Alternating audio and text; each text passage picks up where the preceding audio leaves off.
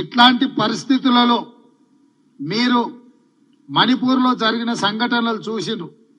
లక్షలాది మంది నిరాశ్రయులైనరు, వేలాది మంది హత్యకు గురైనరు, వేలాది కోట్ల రూపాయల ఆస్తులు విధ్వంసం అయితే కనీసం మణిపూర్ పర్యటనకు ప్రధానమంత్రి వెళ్ళలేదు. అందుకే ఈరోజు భారత్ జోడో న్యాయ యాత్ర ద్వారా మణిపూర్ నుంచి మహారాష్ట్ర వరకు రాహుల్ గాంధీ గారు పాదయాత్ర చేపడుతున్నారు. సర్వం ఈ దేశం కోసం త్యాగం చేసిన కుటుంబము గాంధీ కుటుంబము. శ్రీమతి ఇందిరాగాంధీ గారు, శ్రీ రాజీవ్ గాంధీ గారు దేశం కోసం ప్రాణాలు అర్పించి అమరులైనరు. వారిని ఆదర్శంగా తీసుకొని ఈరోజు శ్రీ రాహుల్ గాంధీ గారు భారత్ జోడో న్యాయ యాత్రను చేపడుతున్నాడు. రాహుల్ గాంధీ గారి లాంటి నాయకుడు ఈ దేశానికి ప్రధానమంత్రిగా అవసరం ఉన్నది. మరి రాహుల్ గాంధీ గారిని ప్రధానమంత్రిగా చెయ్యాలి అని అంటే తెలంగాణ రాష్ట్రంలో పార్లమెంట్లు సీట్లన్నీ గెలవాలి.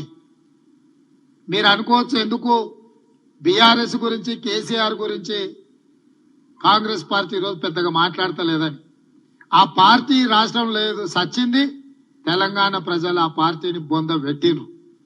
ఇవాళ తండ్రి కొడుకులు, బామర్దులు వాళ్ళేదో వాళ్ళ మనుగడ కోసం, ఉనికి కోసం కాంగ్రెస్ పార్టీ మీద దాడి చేస్తున్నారు.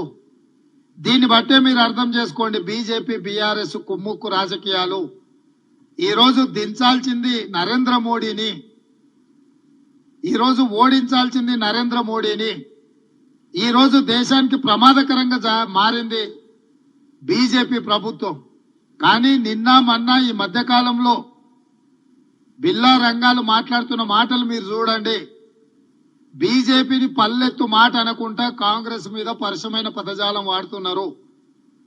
కాంగ్రెస్ ఉండడమే మంచిది కాదన్న ధోరణిలో మాట్లాడుతున్నారు. నేను అడుగుతున్న బిల్లా రంగాలను, ఈ దేశంలో కాంగ్రెస్ పార్టీ ప్రభుత్వాన్ని ఏర్పాటు చేయకపోతే ఎవరు అధికారంలోకి వస్తారు? నరేంద్ర మోడీనే కదా. మరి కాంగ్రెస్ రాకుండా నిలువరించాలని మీరు చేస్తున్న ప్రయత్నము మూడోసారి ఈ దేశానికి నరేంద్ర మోడీని ప్రధానమంత్రిని చేయడానికి మీరు చేసుకున్న చీకటి ఒప్పందం ప్రజలకు అర్థం అవుతలేదని మీరు అనుకుంటున్నారా? కాబట్టి ఈరోజు బీఆర్ఎస్ కు ఓటీ వేస్తే మూసీలో వేసినట్టే. ఇవాళ మోడీని, బీజేపీని నిలువరించాలి అనంటే అది కాంగ్రెస్ పార్టీతోనే సాధ్యమవుతుంది. పునర్విభజన చట్టంలో పొందుపరిచిన అంశాలను సాధించుకోవాలంటే అడిగేది మేమే, ఇచ్చేది మేమే. ఈ ఎన్నికల్లో కేంద్రంలో కాంగ్రెస్ అధికారంలోకి వస్తేనే తెలంగాణకు ప్రజలకు ఇచ్చిన హామీలు 100% అమలు జరుగుతాయి. ఇంతకాలం కేసీఆర్ అడిగింది లేదు, మోడీ గారు ఇచ్చింది లేదు. ఇప్పుడు ఇచ్చేది మేమే, తెచ్చేది మేమే. తెలంగాణ ప్రజలకు ఇచ్చిన హామీలు అమలు జరగాలి అని అంటే ఈ రాష్ట్రంలో 17కు 17 సీట్లు కాంగ్రెస్ పార్టీ గెలవాలి. 2004, 2009లో ఆనాడు కాంగ్రెస్ పార్టీ ఈ ప్రాంతం నుంచి 30 పైగా పార్లమెంట్ సీట్లు గెలిపించినందుకు కేంద్రంలో యూపీఏ 1, యూపీఏ 2 ప్రభుత్వాలు ఏర్పడ్డాయి.